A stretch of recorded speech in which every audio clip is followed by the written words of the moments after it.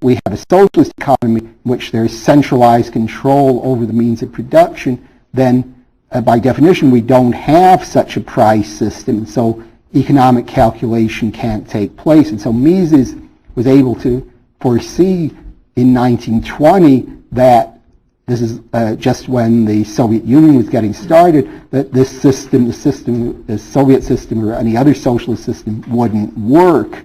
So by knowing economic theory, we're in a position really to see how, understand the course of history. We can see why a socialist system had to fail, and the extent it was able to succeed, it was only by using prices already in existence on capitalist markets. The main points of Callahan's book are ones that are familiar to students of Austrian economics, but he does include a few details of his own that I do not usually stress, I thought were quite worthy of mention. For example, one of the contentions of mainstream neoclassical economics, different from Austrian economics, is that according to the neoclassicals, indifference is sufficient for an exchange. Say if I exchange apples for oranges, I don't have to prefer the oranges I'm going to get to the apples I have now. It's enough if I'm indifferent between them. Of course, Austrian economics doesn't use the concept of indifference. They're more than indifferent to this concept. Their Austrian economists are against it. But so Callahan deploys a very good argument used by Karl Menger that I don't think has attracted too much attention. Menger said, well, if indifference is sufficient for exchange, why shouldn't people just keep exchanging the same item over and over again?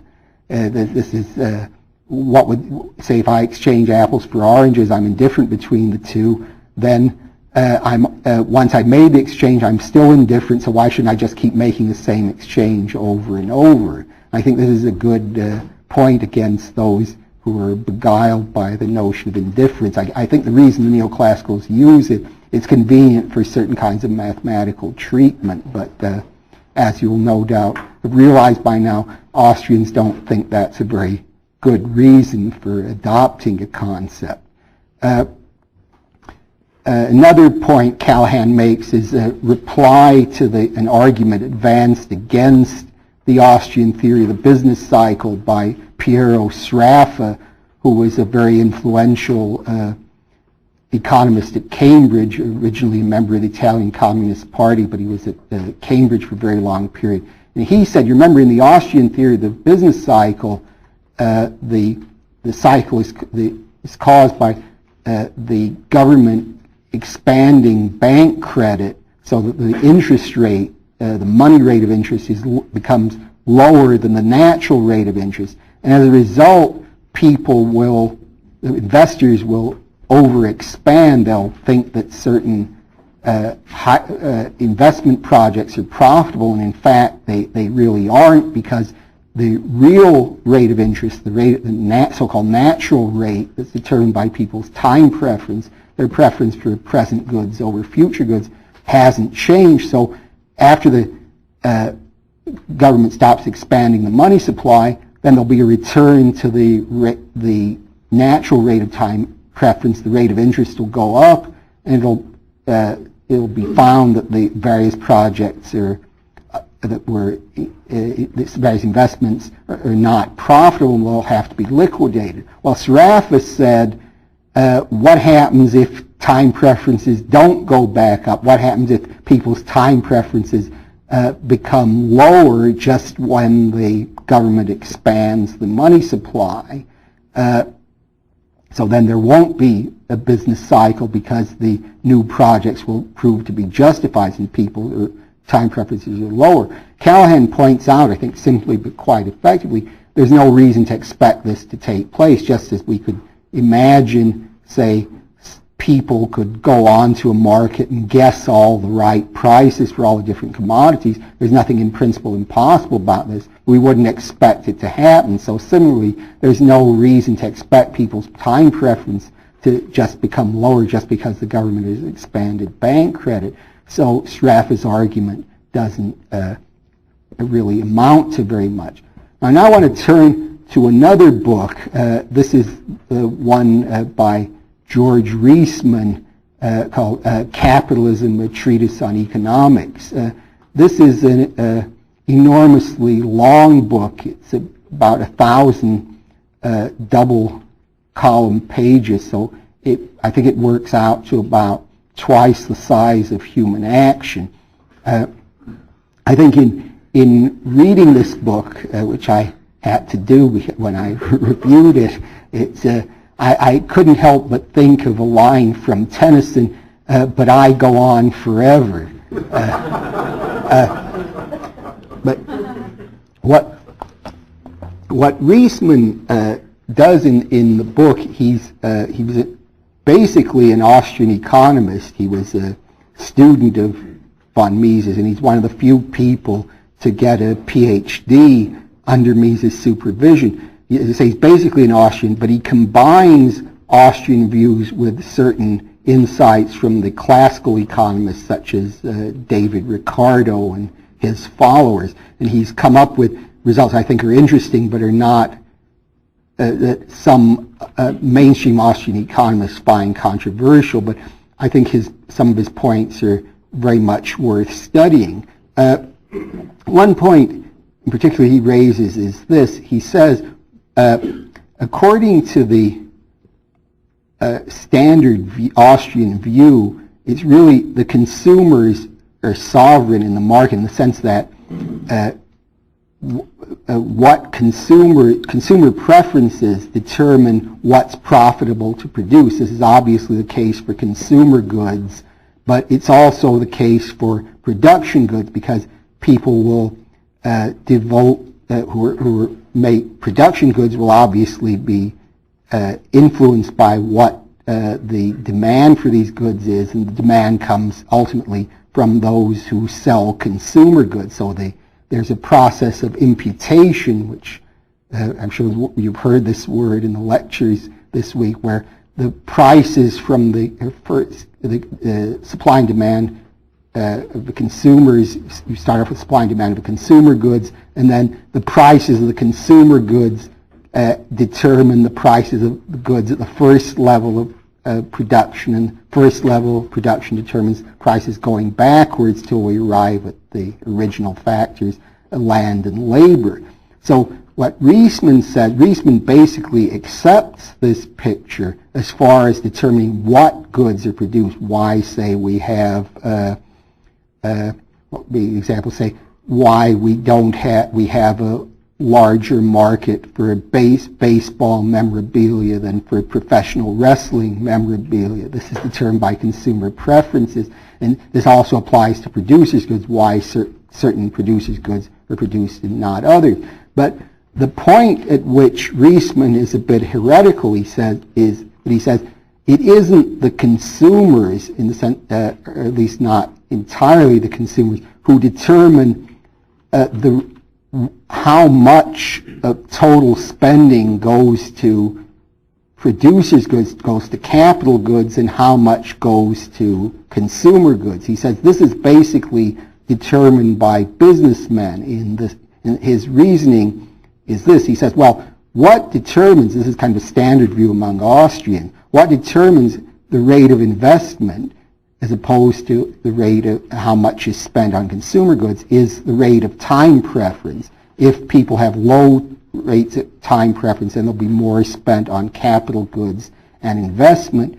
But if they have high time preference, then they'll spend more on consumer goods and there'll be less investment. And so far, this is standard material. But Reisman raised the question, whose time preference is it that determines this? Well, according to him, most spending in the economy is not consumer spending, but businessmen spending on production goods of various kinds. So he has certain kinds of measures. He has his own statistics that he claims show this to be the case, that most spending is spending by businessmen. So in his view then, what determines the rate of investment is the spending pattern, the time preference of the businessman if they prefer to get most of their income in profits, then that means they have relatively high time preference, so we won't have as much investment as we would if they plowed back all or most of what they earn into their businesses. Then they would have a low profit rate and there would be low time preference, more investment. So Riesman's variation on the standard Austrian view is that the rate of time preference does determine the rate of interest and the rate of, with it, the rate of investment, how much investment we have as opposed to how much consumer spending, but it's principally the businessmen, particularly their rate of profit, that according to him determine how much, what the rate of investment is in the economy, not the consumers. I mean, the consumers who other than businessmen directly, according to him, don't determine this. As I say, this is a quite controversial view. I'm sure based on a memo I saw by Murray Rothbard that hasn't been published, that Rothbard wouldn't have accepted this. He tended to view Riesman's deviations from standard Austrian theory with less than full enthusiasm, although I think that Riesman's work is definitely worth studying. Another point I think very interesting that Riesman has in this book, Capitalism, is a new criticism of Marxism. According to Marx, the profit by capitalism, by profit, he didn't mean profit in the way Austrian economists use the term, entrepreneurial profit, which is something that the entrepreneur would get above the rate of interest if he's especially alert or especially good at anticipating future demand. When Marx talks about profit, he means simply the rate of return on capital, or what we would call the rate of interest. According to Marx, profit comes from exploitation of labor.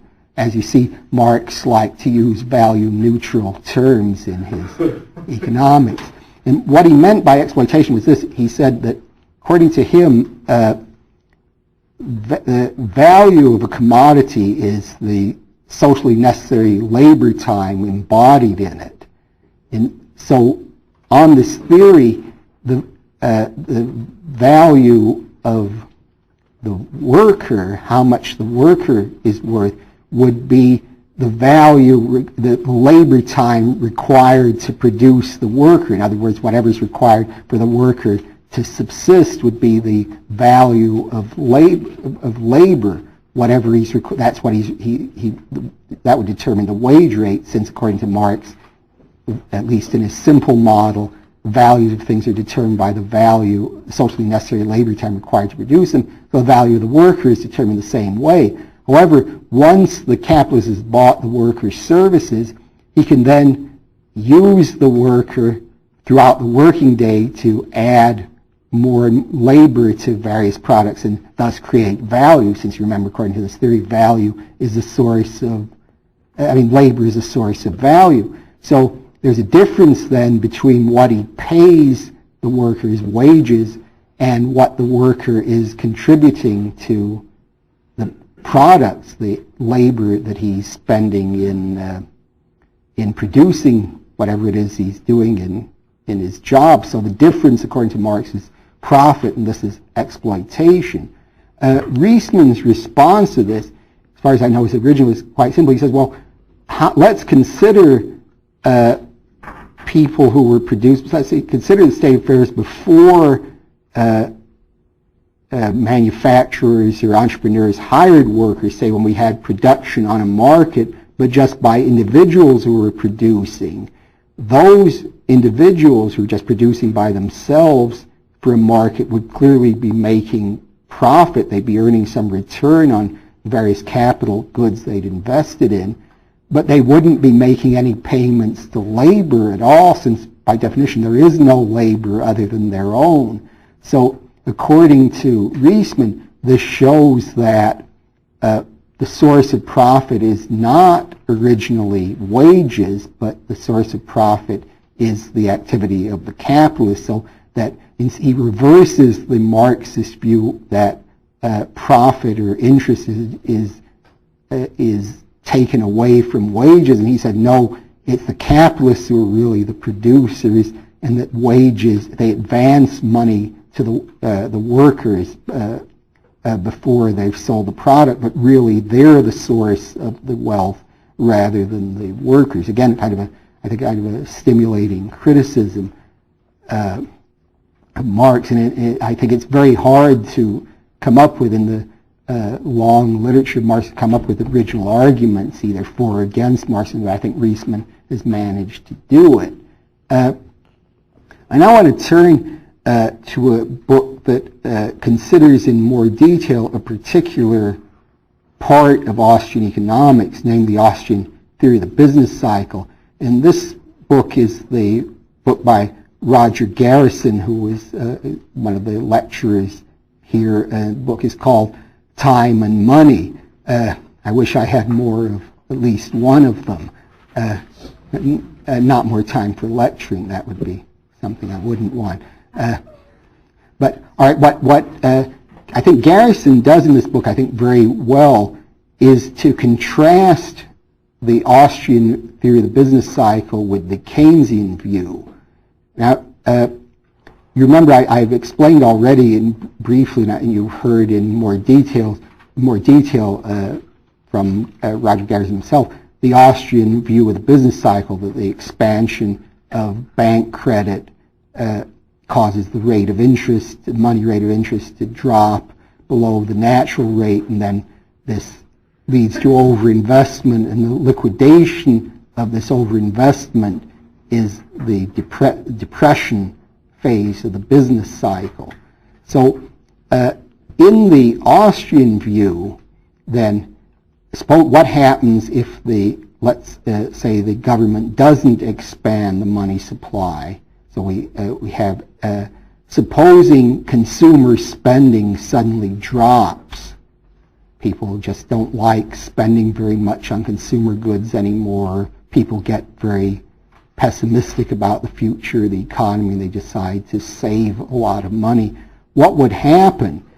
In the Austrian view, there would be a shift between the stages of production. Say people stopped spending so much on consumer goods, there would be a shift to, they might save their money, and there would be then a shift to spending on investment goods, because this money that they saved would be available for investment. Similarly, if there's people could decide to spend more on consumer goods, so then there would be a shift from investment or producers' goods to consumers' goods. So in the Austrian view, there can be very readily shifts between lower and higher stage of production, and as long as the price system is working without government interference, there's nothing stopping these shifts from taking place. The Keynesian view is quite different. If there's a drop in consumer spending, then in the Keynesian view, this generally won't be made up for by an increase in investment, spending on investments. In the Keynesian view, what principally drives spending on investments is simply the expectations of the businessmen. What Keynes uses the phrase animal spirits, and he says if there's a sudden loss of confidence, then you could have just a drop in investment spending and a drop in consumer spending. There won't be a shift. Just if there's a drop in consumer spending, it won't automatically result in an increase in investment. There won't be this kind of shift between the stage of production that the Austrian theory assumes or allows for. Now, in the book, Garrison sets out the two models, Keynesian and the Austrian. He also discusses the Milton Friedman or Chicago view, but I won't go into that right now. But he sets out the two models very clearly. In trying to decide which one we ought to adopt, I think Garrison's main contribution in the book is to show that the Keynes's views on the susceptibility of capitalism to depression were not the primary element of his system. As he say, he had this particular view of the business cycle, which is different from the Austrian view, and then one has a choice which theory is the better one to adopt. But what Garrison brings out, I think, very clearly is that Keynes's primary interest wasn't in the business cycle, but in more far-reaching criticisms of the capitalist system. In his view, in Keynes's view, the very existence of a rate of interest was an undesirable feature of capitalism.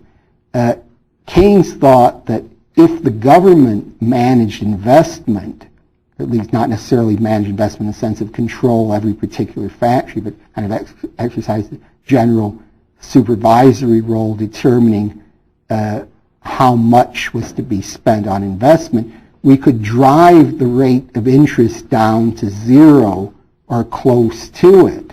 So capital, in his view, wouldn't be a scarce commodity at all. We could just have an unlimited expansion in investment. So that he thought that we could do this, then we would really enter a new golden age if we had a centrally controlled production system. This seems like it actually is a most implausible view, but Garrison brings out very well this was Keynes's view. He wasn't, as is sometimes pictured, a mere basically someone who was very sympathetic to capitalism but thought the system needed a few minor adjustments so that it would cope with depression. He had very radical proposals.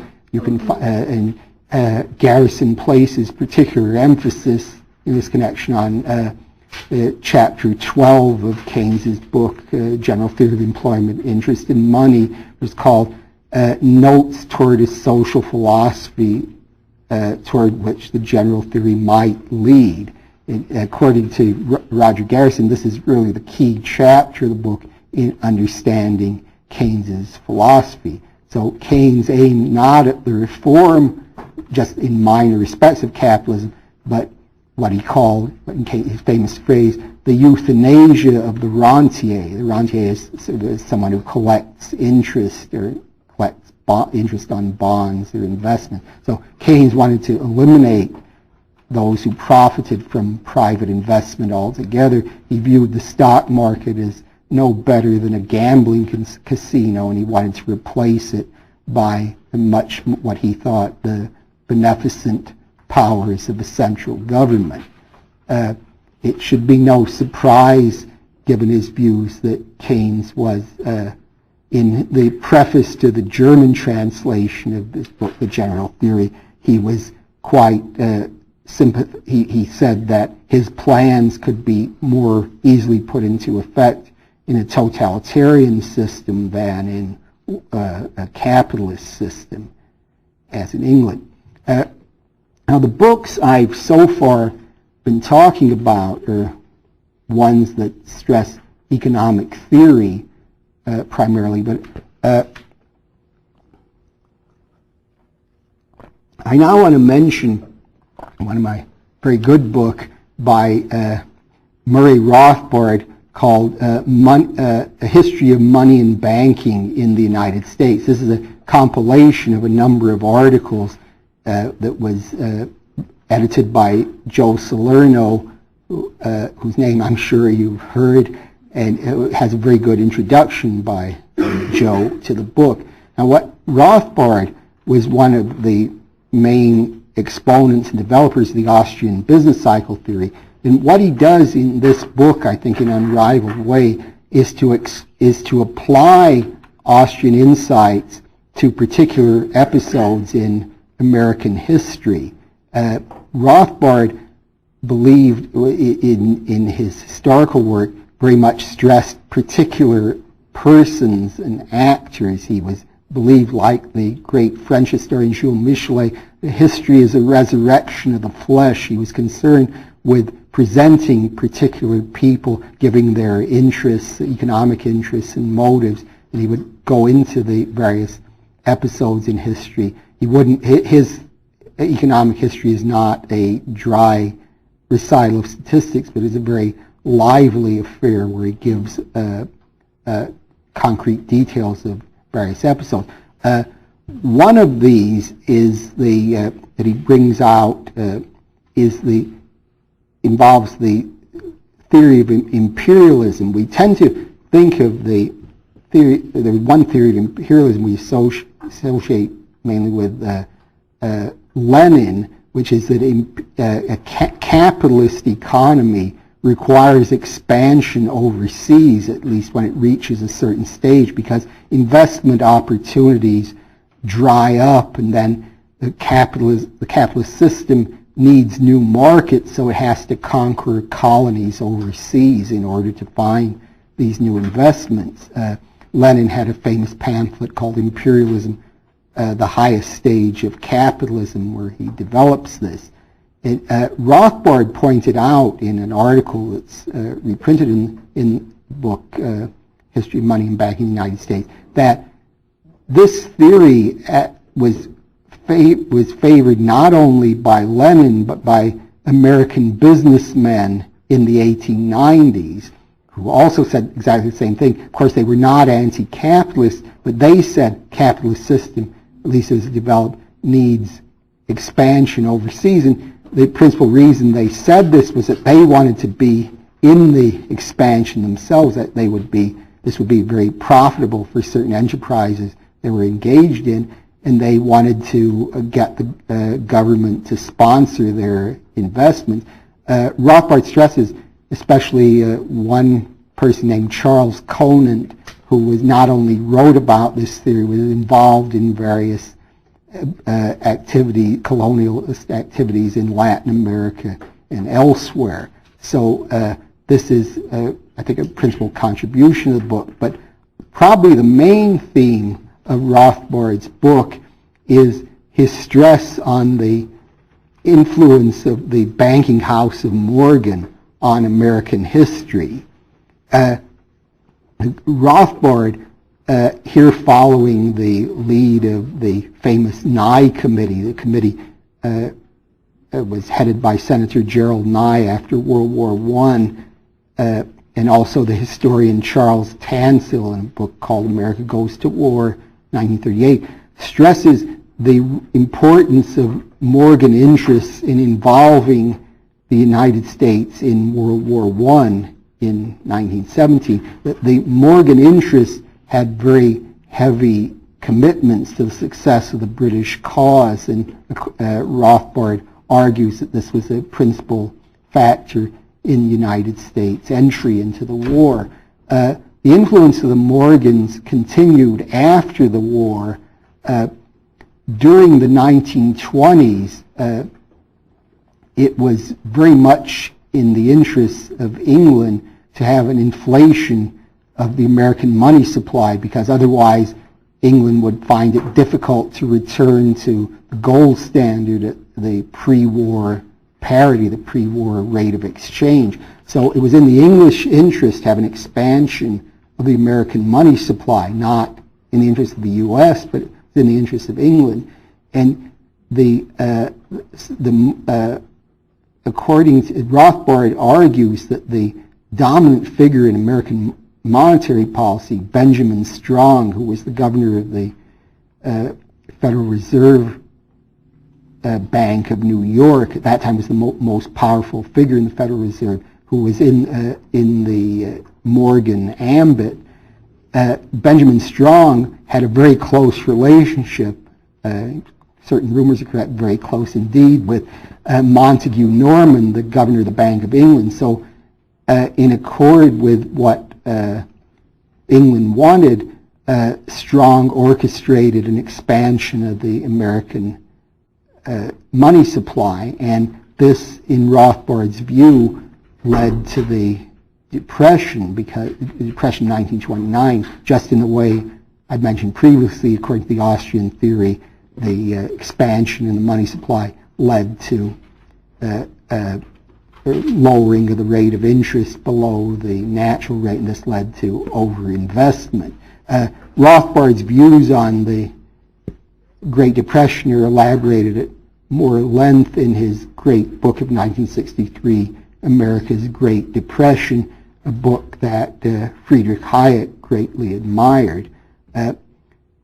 Rothbard contends that after the onset of Franklin Roosevelt to power in March 1933, the Morgan interests, although still important, were replaced as the principal banking interests by the Rockefeller interests. So this is a book that I very highly recommend for people who want an application of Austrian economics to concrete historical problems.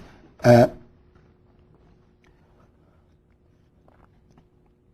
the next book, or rather two books that I want to mention, are by not by an Austrian economist, but I think are very relevant for current policy. These are two books by the Indian economist Jagdish Bhagwati. One is called Free Trade Today, and the other is In Defense of Globalization. The one on free trade today is a bit more theoretical, and the other one, the In Defense of Globalization, stresses more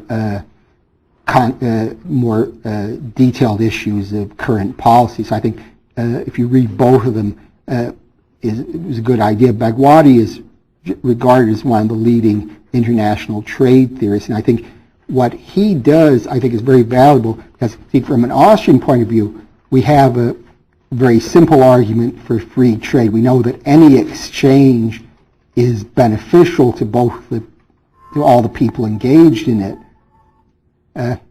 Well, I guess that's one way of looking. I suppose that's some sort of commentary on my statement, but I can't quite make out what it means. Doesn't strike the right note. So we know in Austrian theory, we know that any exchange is beneficial to all those who engage in it. Otherwise, they wouldn't get involved in the trade. So we have the argument for free trade is a very simple one. It doesn't require very long books to make, but neoclassicals such as Bhagwati have a rather difficult time of it. They accept the argument that exchange benefits all the parties who are concerned with it, but only under very restricted conditions. They say this applies if we have perfect competition, but in the actual market, the market as it actually exists, can be characterized as one, there are many instances of what they term market failure. So if we have market failure, it doesn't follow just by simple argument or almost by definition that trade is always beneficial. It only holds under certain conditions.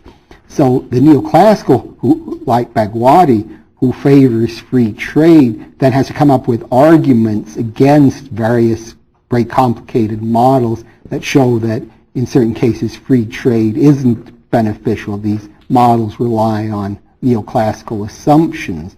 For example, we can see one example. This came up as early as the 19th century. When the British repealed the tariffs on grain, which in British use is called corn, the Corn Law repeals by Sir Robert Peel.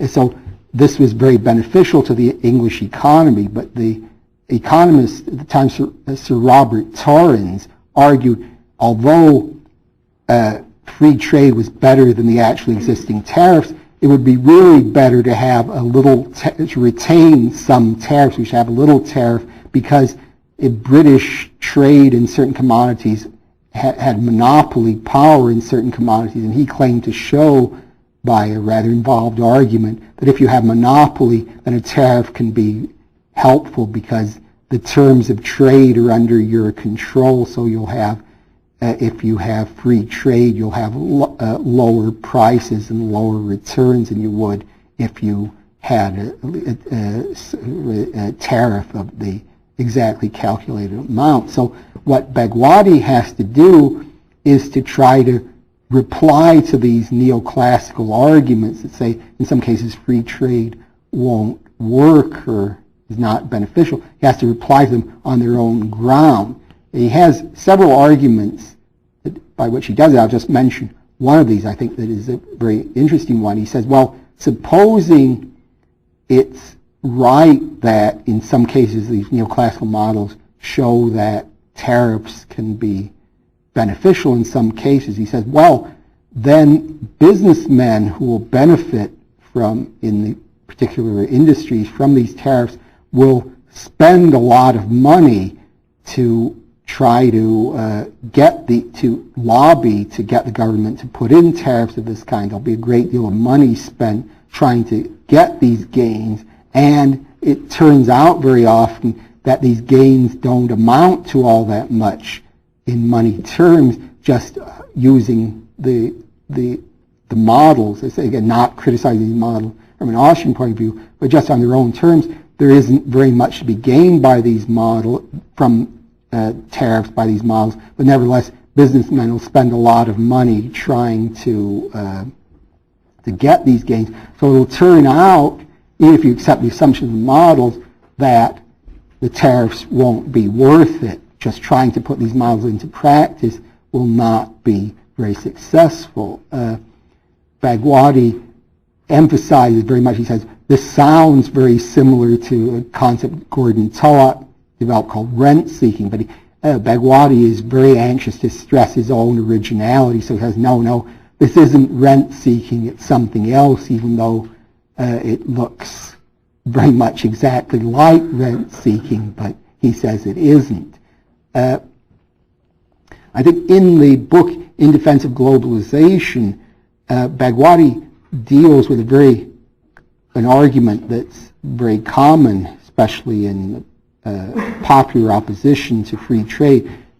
People will say, well, isn't it the case that workers especially in the developed world, earn much less in wages than American workers? So if we have free trade, then the jobs of American workers can be, wages can be undercut by low-cost foreign competition.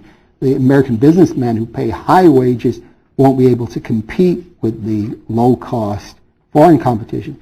Now, Bhagwati, against this argument, Bhagwati makes a very simple point. He said, well, if this sort of competition would apply, the goods in question have to be labor-intensive, ones in which a large part of the cost is in wages. Otherwise, the advantages of the low wages won't be present. We have to be talking about goods that are labor-intensive.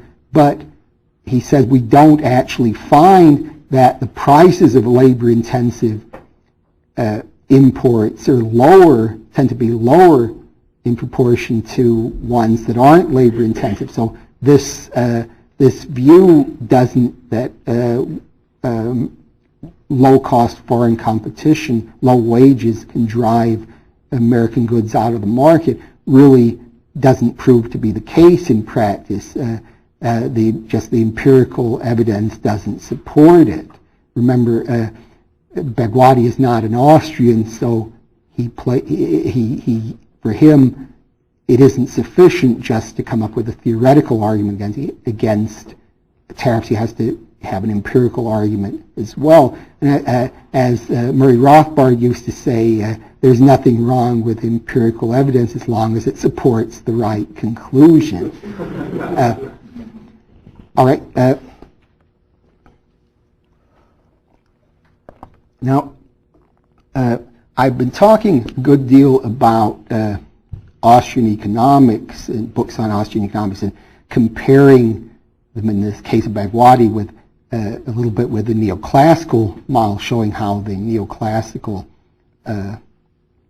model is sort of sometimes arrives at the same conclusions, if in a more roundabout, and in this case, less productive way than Austrian economics. But I now want to turn to a book on the history of modern economics, which is by Philip Mirowski, called Machine Dreams, Economics Becomes a Cyborg Science. A cyborg is something that combines both human and machine features, and sometimes used for someone who studies cyborgs in the first sense.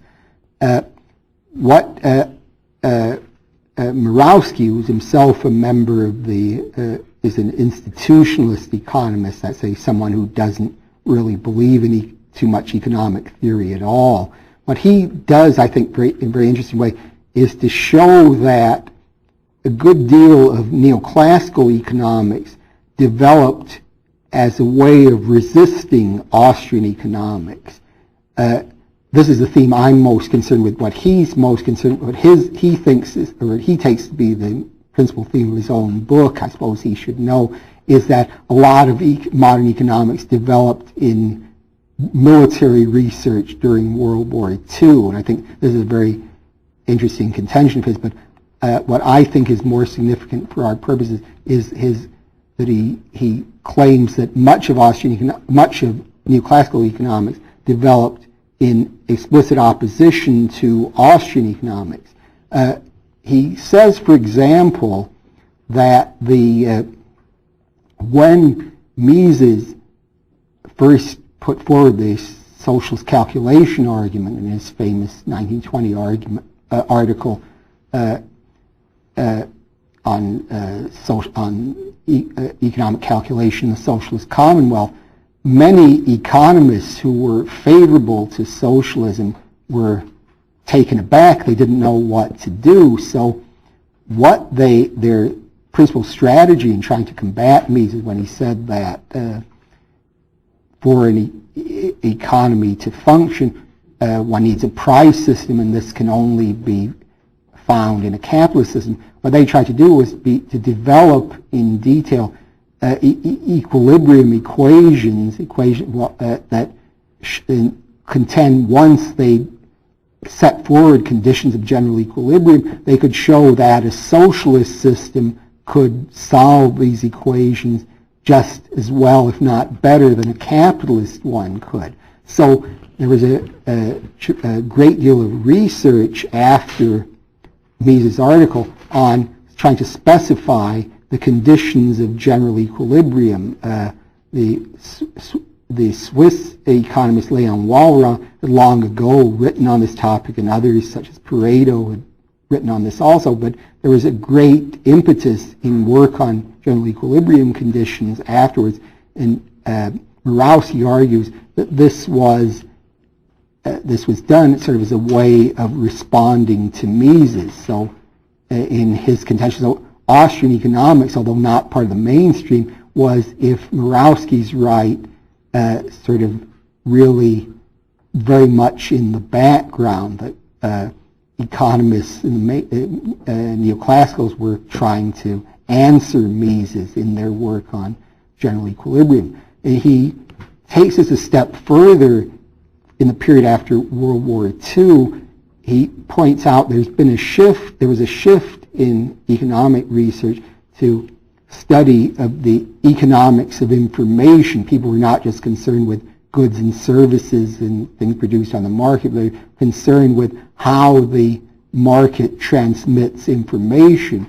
And here Mirowski says he thinks the economists were responding to the work mainly of Friedrich Hayek, who had written on this topic of information in economics, but they didn't like the way Hayek had reasoned, because Hayek committed the supreme sin in neoclassical economics. He didn't use mathematics in his work.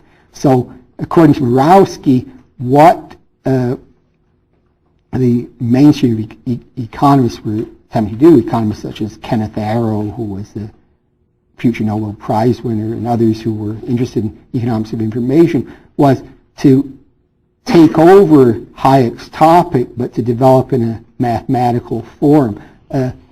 Murawski points out, he's looked at the diaries of Oskar Morgenstern, who was had been a member of the Mises seminar in Vienna and been a colleague of Hayek at the University of Vienna, but when he was in Princeton worked with John von Neumann on development of theory of gain. He points out in Morgenstern's diary, he very often makes fun of Hayek because Hayek didn't use mathematics. He said this is very unscientific. So he points out then that Morgenstern and others were really taking an Austrian topic and trying to develop it mathematically.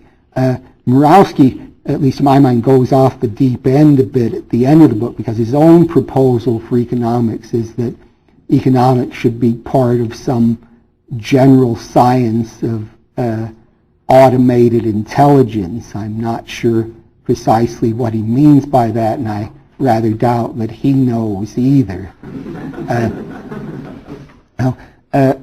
The last book I'll mention is also not by an Austrian economist, but I think is one that's of considerable value for Austrians. This is a book by another Indian economist, Meghnad Desai, called Marx's Revenge. This is book is really a tour de force because Desai argues that there's a way of interpreting Marx where Marx comes out to be rather a committed advocate of capitalism. And what his argument is this. He says, well, according to Marx, capitalism will be overthrown and replaced by socialism because only when the forces of capitalism have gone to their maximum. According to Marx, a new social system arises only when the previous social system has done the most possible to develop the forces of production. Force of production roughly is the technology existing in a particular society. So according to Marx, capitalism will be overthrown only when the force of production have developed to the maximum extent possible under that system. Now, this is the key to Desai's interpretation. He says, particularly in Volume 2 of Das Kapital, Marx's great work on development of capitalism, Marx gives a model by which the capitalist system can continue virtually indefinitely, because even if there's some sort of crisis in consumption goods, there can be a shift to investment in production goods. It's rather a bit like the Austrian theory of the business cycle. In fact, I remember in Lionel Robbins' lectures on history of economic thought, he praises the insights of Marx in Volume 2 just on this point on how capital can be shifted between stages of production. So he says, according to Marx, capitalism can develop indefinitely, considering that the stage of production, there can be shifts from consumption into the higher stage of production, and capitalism isn't faced by perpetual crises. So then we would have then a Marxist argument for continuing capitalism indefinitely, because according to the Marxist system itself, you wouldn't have a possibility of socialist revolution unless the capitalism fully developed to its potential. Desai says in the book that this part of Marxism has been steadfastly overlooked or ignored by socialists ever since 1917. Now, as if this wasn't enough, Desai also contends that Hayek was correct in the socialist calculation argument. He unfortunately doesn't go all the way and say Mises was correct in his original argument. I think he misunderstands Mises. He says, well, the general equilibrium theorists did have an answer to Mises. I think he's wrong there, because as Mises points out in Human Action, very important part of human action, where Mises replies to the principal critics of his socialist calculation argument. As he points out in human action, he wasn't concerned with general equilibrium. He thinks that's irrelevant to the real world. But as I say, Decide doesn't accept Mises. He makes an incorrect criticism of him. But he says Hayek was right that in a dynamic economy, a central government can't collect the necessary information to function. So we have then kind of the most peculiar version of Marxism, in which we have capitalism to be developed indefinitely for the far foreseeable future. So at least in the near future, very near future, I think I'm out of time, so I'll stop now. Thanks.